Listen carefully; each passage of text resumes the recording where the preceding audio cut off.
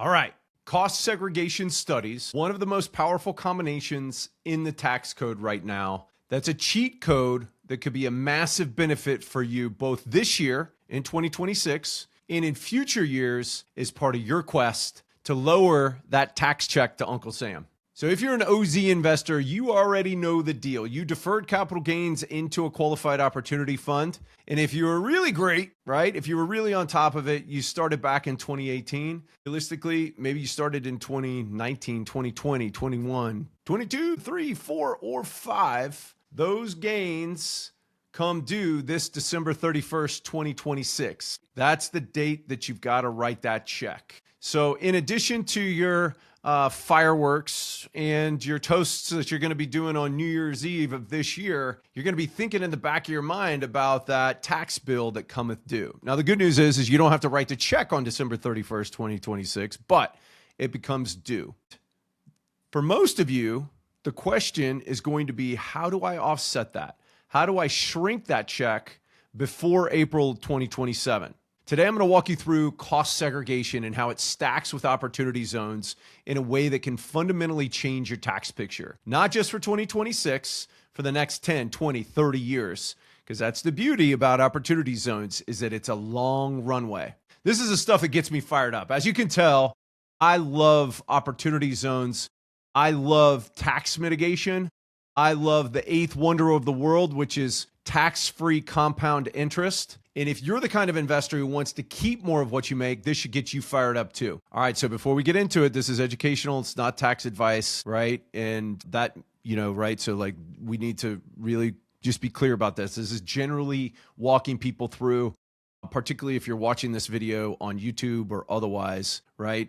Make sure that you coordinate everything with your CPA and your tax attorney, your advisory team. Now, if you are a client and you're watching this as part of a client video, then you know that we're here to help, and we actually do help you build the strategy and run it like a real plan, not a napkin sketch. That's why we shoot these videos. That's why we shoot follow-on videos. That's why we work with your advisors. That's why we do what we do, because we want to make sure that this gets done right.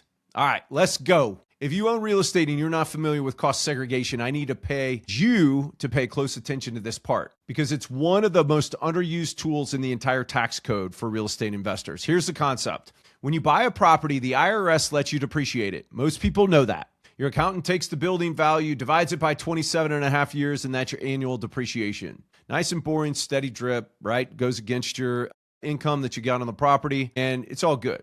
Well, cost segregation changes the game. What it does, and the reason why it calls segregation is because it's going to break your property down into different asset classes. Some components of the property, things like appliances, flooring, ceiling fans, blinds, hot water heaters, sump pumps, those get classified as personal property. And personal property depreciates over 5 years, not 27. Then you got land improvements, driveways, fences, sidewalks, patios, retaining walls. Those depreciate over 15 years.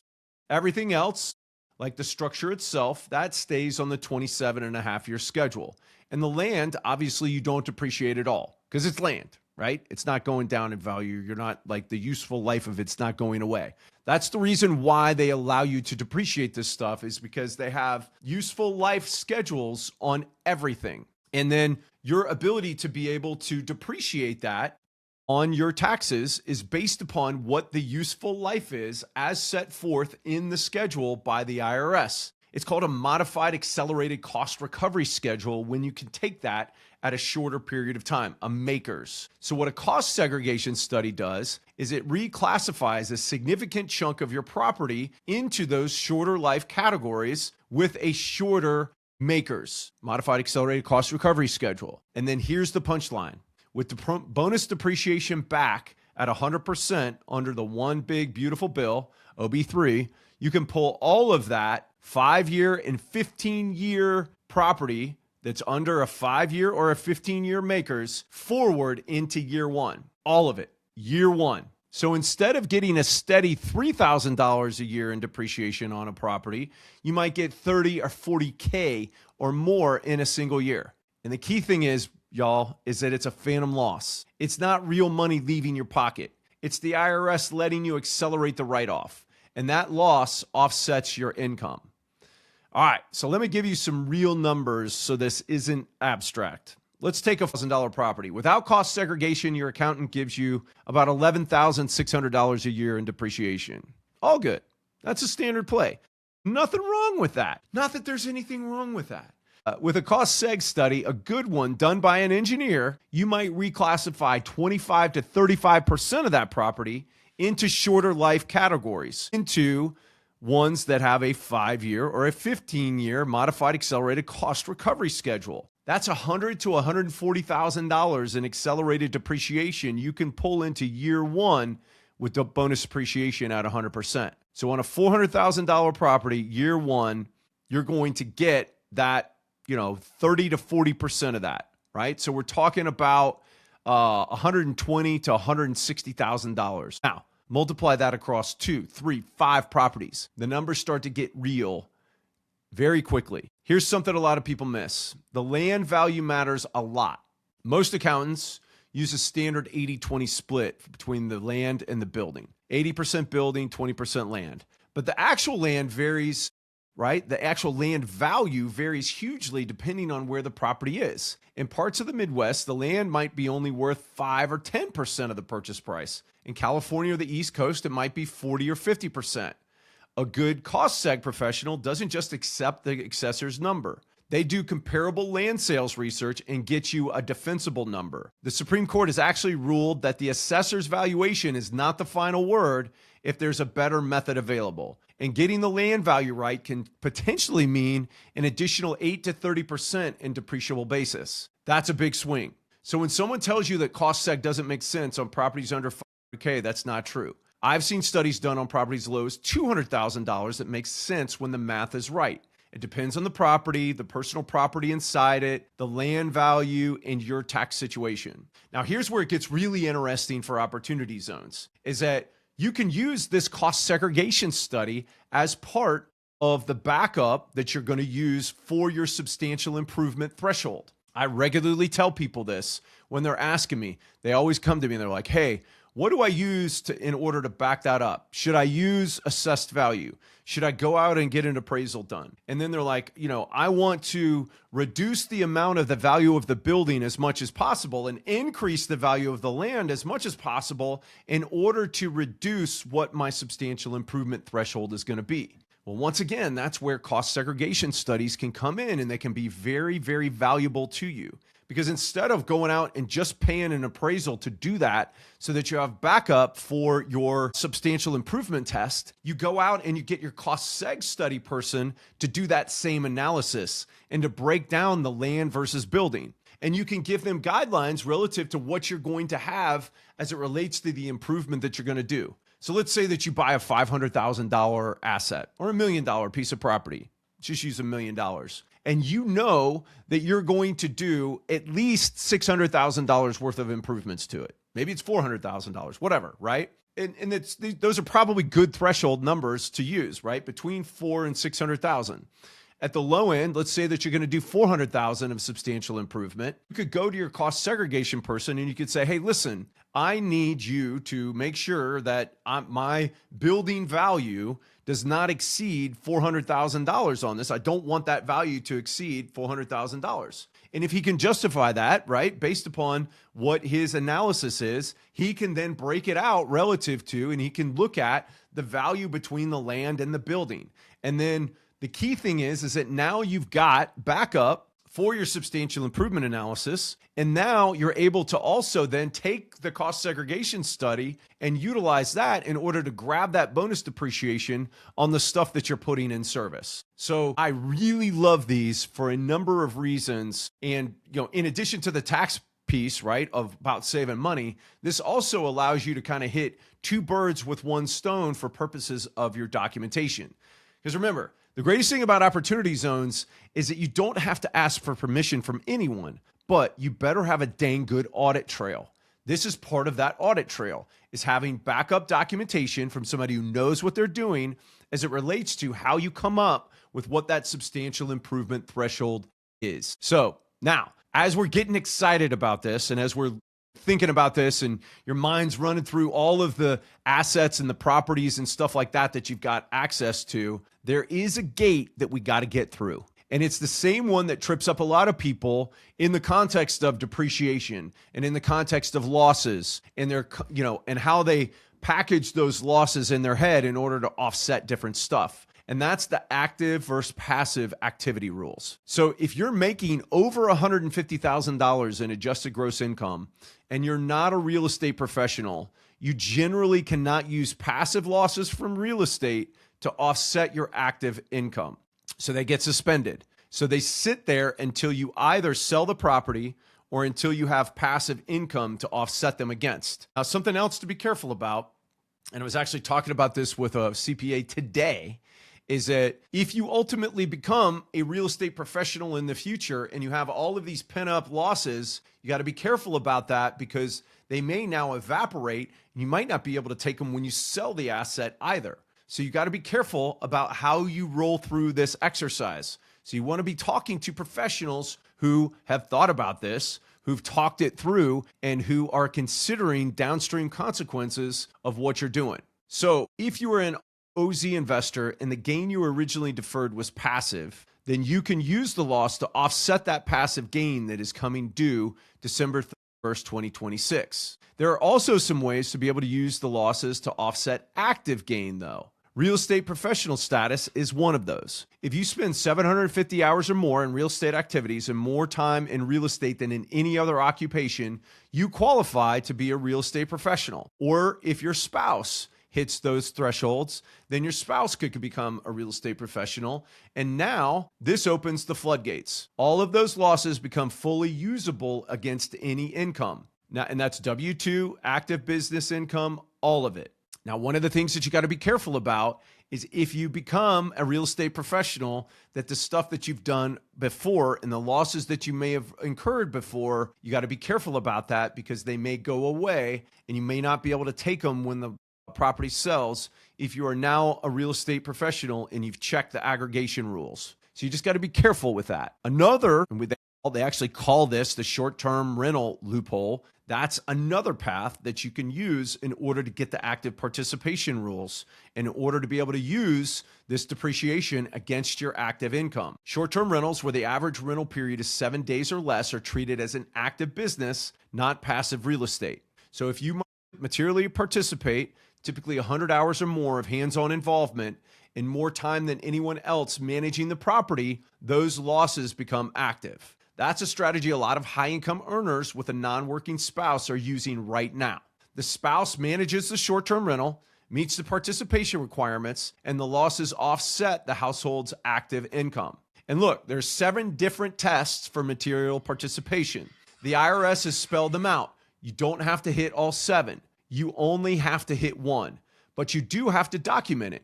Keep a calendar, log your hours, make sure that you have a clear audit trail, because in an audit, the first thing that they go after is your real estate professional status or the active participation, not the cost seg study itself. Because if they can knock you out your status, every loss that you've claimed gets reversed. They don't have to go into they don't have to do the deep analysis of whether or not they got a little aggressive on the cost seg study. They don't have to attack their credentials. All they have to do is go and say, nope, you didn't hit it. So you take it seriously, document everything.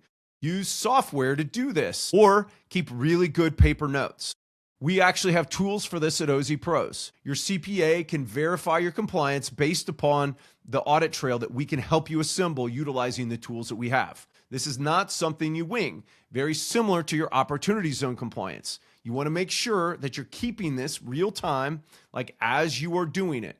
Now let's bring this back to opportunity zones, because this is the combination that I think is the most underused play in the entire tax code right now. If you've got deferred capital gains coming due on 12/31/26, you're about to owe a larger than normal tax bill. That's the reality for most OZ investors. But what if you own property inside your opportunity zone fund? Or what if you own property outside of your QOF? Do a cost segregation study on that property or those properties and generate accelerated depreciation. Phantom losses. We're talking paper losses but that are real on your tax return. And those losses can be used to offset the tax you owe on your deferred gains that comes due on December 31st, 2026. Let me say that again because I want it to land. You can use cost segregation losses from properties inside your QOF or on any other property that you own for investment purposes to pay the tax bill on your deferred capital gains that's going to come due December 31st, 2026. This is no matter whether you've invested into your own deal or whether you've invested into another deal relative to, like you invested into a professionally managed fund. Those taxes are still going to come due. But if you've got the ability to go back and do a cost seg study, you can now use them against it. This isn't a loophole. This is the tax code working the way it was designed. You're moving numbers on a balance sheet. You're accelerating depreciation that you're entitled to, and you're applying against a known liability. That's strategy, folks. That's chess, not checkers. Now, once again, you still have to follow the active-passive participation rules, which is why it is key to make sure that your advisory team knows what they're doing. So we talked about how to use cost segregation to reduce your 2026 tax bill. But let's talk about the magical combo of cost segregation and opportunity zones. In an opportunity zone, if you hold your investment for at least 10 years, you can step up your basis to fair market value and sell with zero capital gains tax. Zero. And there's no depreciation recapture. Let me put that in perspective. You build or buy a property inside your OZ fund. You do a cost seg study. You use the accelerated depreciation to offset your 2026 tax bill. And then if you have extra, or you want to carry that forward, you carry forward the remaining depreciation against the income that's coming in off of that deal. The property generates income over the years that you use that cost seg to offset. You hold it for 10, 15, 20 years. If you're holding it for 10, there's a very real possibility that all 10 years could come out tax-free. And when you sell, you owe nothing on the gain. No capital gains tax. But here's the clincher. You also have no depreciation recapture. Nothing. And the reason is this, because you get a step up in basis to fair market value. So when you pay taxes, you pay capital gains taxes on the difference between your fair market value that you sell at and your basis. Whatever the difference is, that's what your capital gains tax. Well, in an opportunity zone deal, you take your basis and you step it up to fair market value. And so what that does is that not only eliminates your capital gains taxes, but when you've depreciated something, you take your basis and you basically reduce it to zero. So even if you were to sell it for the same amount that you originally bought it for, your basis is now zero. And so you're going to be paying taxes, right? You're going to be paying capital gains on that. And then in addition, if you have any period of time between what your the time that's elapsed and the makers, the modified accelerated cost recovery schedule, you're going to pay income taxes on the depreciation recapture portion of what the sale amount is, not in an opportunity zone. Because you step up that basis to fair market value, it eliminates capital gains taxes and it also eliminates depreciation recapture. And hey, by the way, you don't have to sell at year 10. That's the minimum hold time. You can hold for 30 years or till 2047 if you're under 1.0.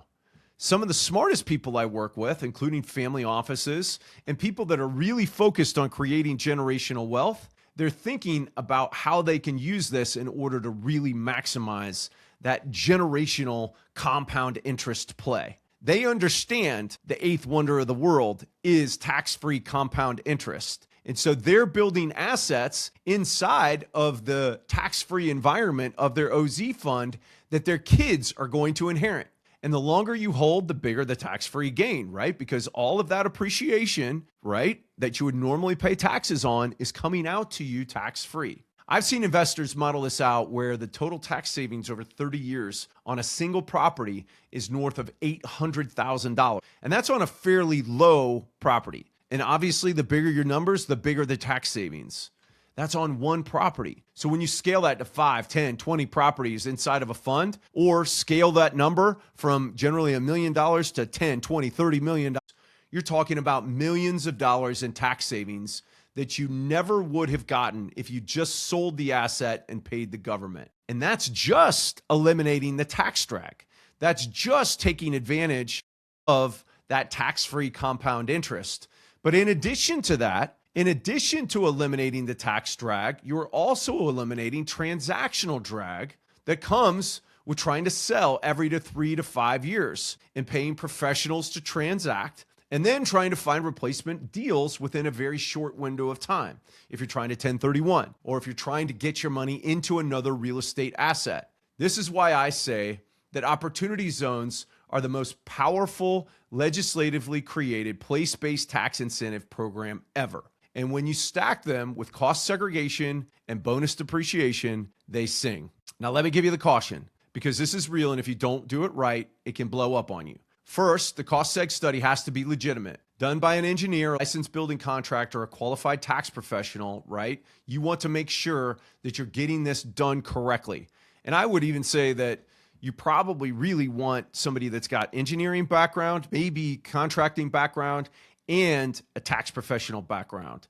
That's the people that we deal with, not a $200 do-it-yourself software tool. The IRS has a 150-page audit techniques guide specifically for cost segregation studies. If your study wasn't done by a recognized professional, with them actually checking it out and really looking at it, and then having proper documentation, you're leaving yourself exposed. I've seen people get studies done for cheap and leave 10 to 30% of their depreciation on the table because the value was wrong, the personal property wasn't fully identified, or the indirect costs were ignored. Things like electrical circuits, plumbing runs to appliances, the wiring and installation labor associated with personal property. A good study captures all of that. A cheap one doesn't. Second, your participation status has to be documented and defensible. I already said this, I'm saying it again, because it's the number one thing the IRS goes after.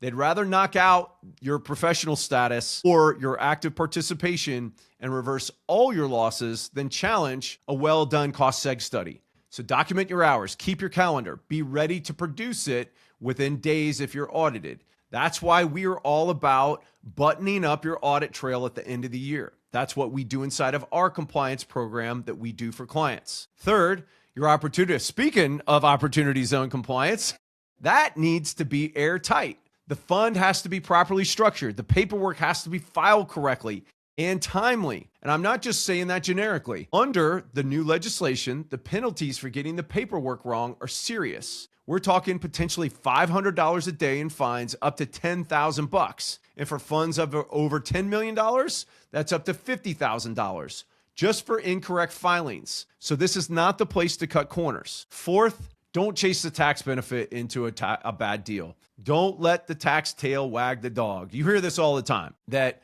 good tax savings doesn't beat a bad deal. And you know that this is true. The property has to make sense as a real estate investment on its own. If it doesn't cash flow, if the location is bad, if the construction doesn't pencil, the tax benefits don't save you. And unfortunately, I've seen fund managers, and not the fund managers that we recommend, but I've seen pitches where there's garbage deals that are wrapped in OZ tax benefits as if it's some kind of miracle cure that's going to cure their lack of cash flow and their bad assumptions. And ultimately, I've seen investors lose money because they were chasing the incentive, right? They were like, oh, wow, this is an OZ deal, right? And so I'm able to put my money into it. Or they made a decision based upon timing instead of really doing their due diligence and talking to people about what the deal was. And so if you wouldn't do the deal outside of an opportunity zone, don't do it inside of one. So here's the play. You got deferred gains coming due December 31st, 2026. You got properties inside your OZ fund, or you're acquiring them now. You also may have properties outside of your OZ fund. You get a legitimate cost segregation done on those properties. You accelerate the depreciation. You use these losses to offset the tax bill on your deferred gains. And then you hold those OZ properties. You hold for 10 years minimum. You let the properties generate income. You let the value appreciate. And when you're ready, you sell with zero capital gains tax and zero depreciation recapture. Now, you also need to make sure that you distribute the money once you do that step up in basis to fair market value. If you got questions about that, we're happy to help. We're happy to walk you through why that is. That's something that's important. But in the aggregate, that's the full picture. Cost seg handles and covers and makes a serious dent in short-term pain that's coming due in 2026. The OZ structure handles your long-term wealth generation. But together, they're one of the, most just dialed in tax strategies available to real estate investors right now. And by the way, you can still contribute capital gains into an OZ 1.0 fund through December 1st, 1st, 2026. The zones are mapped, the rules are known. You don't have to guess, right, about what you are going to go into. The window is open right now. And it's a closing window for a once-in-a-lifetime play where you can take a valuation discount on your 1.0 investment. If the value of your investment of your qualified opportunity fund goes down between when you made the investment in 2026, you either pay taxes on your original gain amount or the value of your QOF investment at the time, whichever is less. So this is a one-time chance, again, to create a paper loss to reduce the amount of taxes that you're paying. Now, inside of that, if you're going to use those two strategies, you've got to make sure that you do them correctly, because any losses that you've taken for cost segregation has to be added back to that value for purposes of reducing the valuation. So you just got to be careful about that, about the timing of when you took it. Once again, this is what we are helping people walk through and make sure that they're getting done correctly. OZ 2.0 makes all of the benefits of 1.0 with the exception of that valuation discount. Well, it still has that valuation discount, but it's a little bit tougher because there's a 5-year deferral on that. But it makes all of those programs and it makes all of those benefits permanent. New zones are going to be designated by the governors between mid-2026 and early 2027. Capital gains contributions start January 1st, 2027.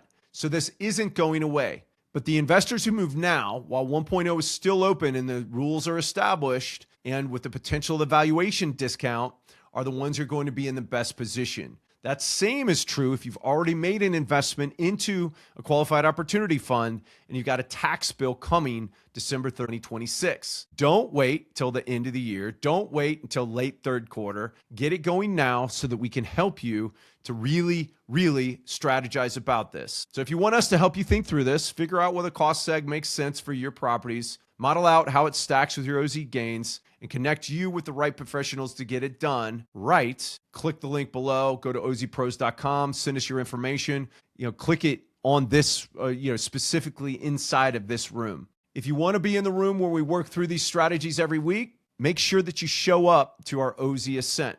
And if you haven't joined, make sure that you join. Every Tuesday, we get into the mechanics, the compliance, the stacking plays, the paperwork, all of it. Real investors working through real scenarios. Go to OZPros.com and you can join from there. I'm all about helping people keep more of what they make, and in doing so, freeing them up to do well by doing good, to use those tax savings to do cool stuff that benefits your family, your community, and all the people and things you care about. That's what this is about. That's what it is for me and for our team at OZ Pros. Let us help you keep more of what you make and do well by doing good. Sherpa out.